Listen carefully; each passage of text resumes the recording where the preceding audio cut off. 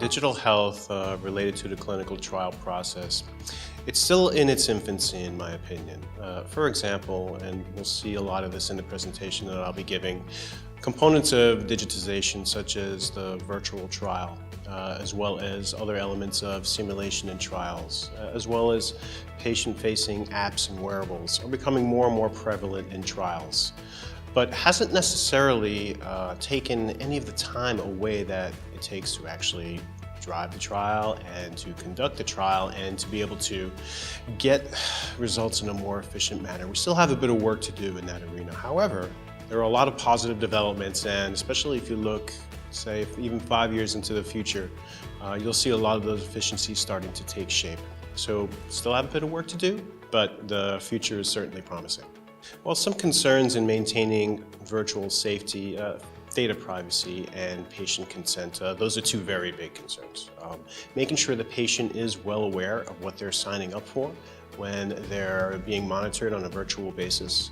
And in particular, if they are going to be having wearables and apps, patient-facing apps in their trials.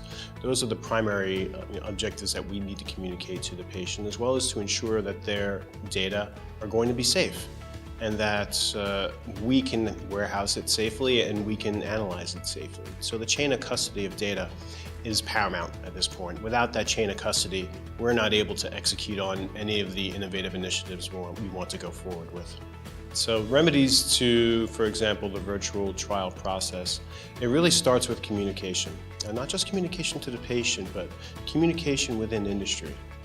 Amongst those who are executing these type of trials within industry, pharma companies, biotech companies, in addition, a lot of the companies that provide services to be able to allow us to execute on these trials and be able to incorporate and analyze our data safely. Immediate remedies for the virtual clinical trial process and to address a lot of the concerns that we have really comes down to communication. I had mentioned communication to patients, but more so communication within industry, communication with governing bodies, as well as communication with those service providers that allow us the platforms to be able to execute on these types of trials. So there are plenty of examples of consortiums that exist today that talk about a lot of the types of concerns that we need to address, and they look to tackle it in a unified manner.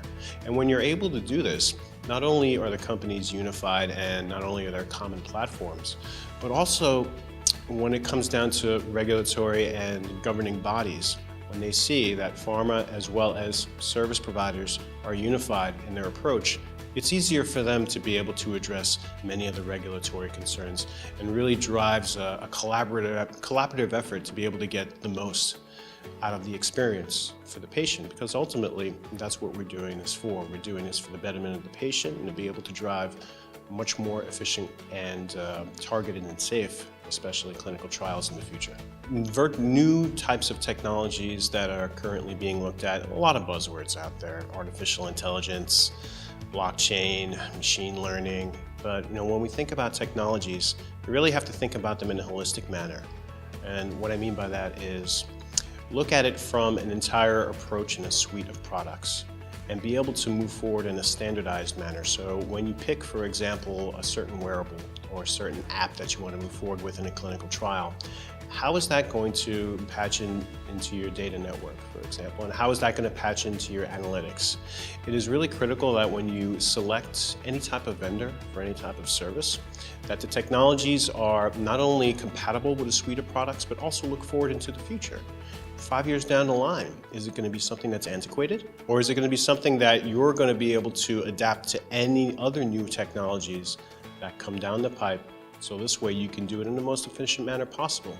And other new technologies, for example, what I'll be speaking on is the idea of simulating a clinical trial where we can actually drive results of trials based on vast amounts of data that we collect in these virtual trials is going to be incredibly important when we're looking at what we can do to condense the time and cost of a clinical trial.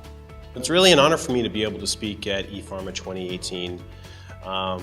For me, this is really a journey, and it's a journey to be able to not only see what I can do for the greater good and to be able to execute on unmet needs for patients, but also to be able to bridge the gap between the scientist and the data scientist and the technology.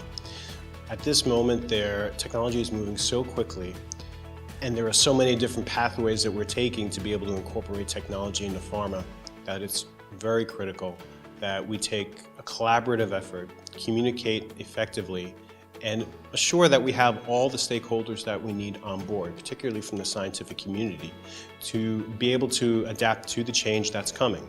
And the technological change is here, it's going to continue to come, and there's really nothing that you're going to be able to do about it. So it's best that we work together to be able to make it the biggest value add for the patient.